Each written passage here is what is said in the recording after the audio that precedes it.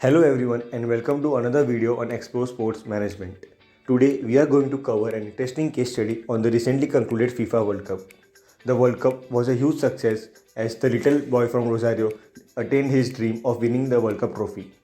While all that is great, we are here to analyze the business aspect of the sports. Do you know how much money did FIFA World Cup involve?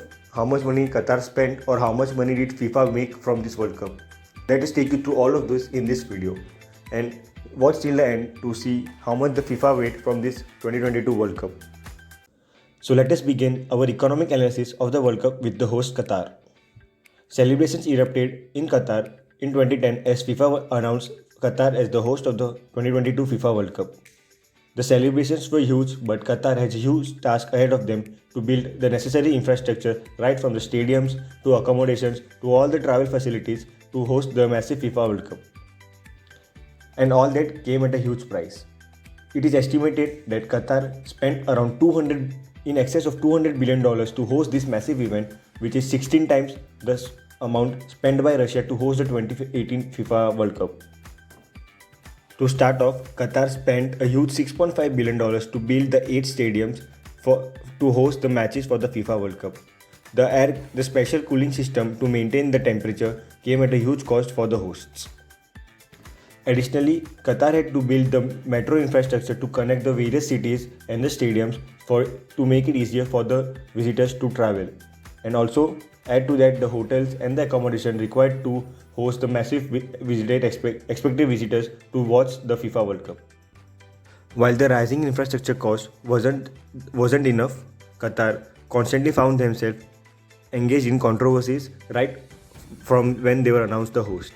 The major controversy was the exploitation of the foreign workers who were involved in building the necessary infrastructure for the World Cup like stadiums and the metro lines. According to the reports, around 6,500 migrant workers died in the period from 2020 to 2022, and the working conditions were also bad. Most of the workers were alleged to make less than $1 per hour and working 12 hours a shift. This was hugely condemned by the media and the sponsors of the World Cup, but the show continued. So Qatar is down $220 billion. Now let us move on to the economics of FIFA. Can you guess how much money did FIFA spend for the World Cup? Take a minute, pause the video and take a guess. Put your answer in the comment section. I hope you might have taken a guess and shared your answer in the comment section. Well, you will be surprised to know that FIFA has zero expenses, literally zero expenses. It's the policy of the FIFA that the host nation has to bear the expenses of organizing and arranging the FIFA World Cup. So while the expenses of the FIFA committee remains zero, they have raked in a record revenue in this 4-year cycle post the 2018 World Cup in Russia.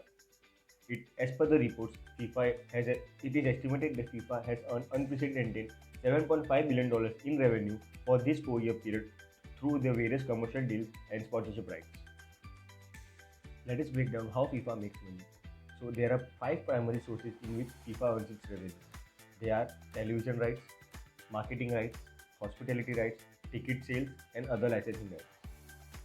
TV rights adds to the most of the revenue, accounting for over 56% of the total earnings by the FIFA. TV channels pay FIFA money to broadcast matches on their channels all over the world. The second major revenue comes from the marketing rights from the sponsors. FIFA has two tier of sponsorships. The sponsors are divided into 2 categories: FIFA partners and World Cup sponsors. FIFA partners are those sponsors who have a long-term relationship like Adidas, Coca-Cola, Wanda Group, Qatar Airways, Visa, etc. All these comes under FIFA partners and they have a long-term relationship with the FIFA. Next comes the FIFA World Cup sponsors. Companies like Byju's, Budweiser, Crypto.com, McDonald's, Vivo, etc. are the World Cup sponsors. It is estimated that FIFA have raked in $1.7 billion, the highest ever in sponsorship revenue for the Qatar World Cup 2022. So broadcasting and sponsorship forms around 75 to 80% of FIFA's total revenue. The other revenues like ticketing, licensing and all the other revenues forms a smaller chunk of around 20%.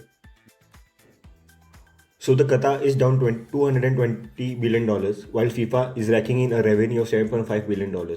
So the obvious question here is, why does a nation host the FIFA World Cup? What's in it for them? Well, the answer lies in this section. So, it is estimated that around 1.2 million visitors will visit Qatar to watch the FIFA World Cup. This this can add around $17 billion to the Qatari economy. Well, spending $220 billion to make $17 billion doesn't sound like a good investment, right? Well, the Qatar doesn't have to make all this money in 1 year itself.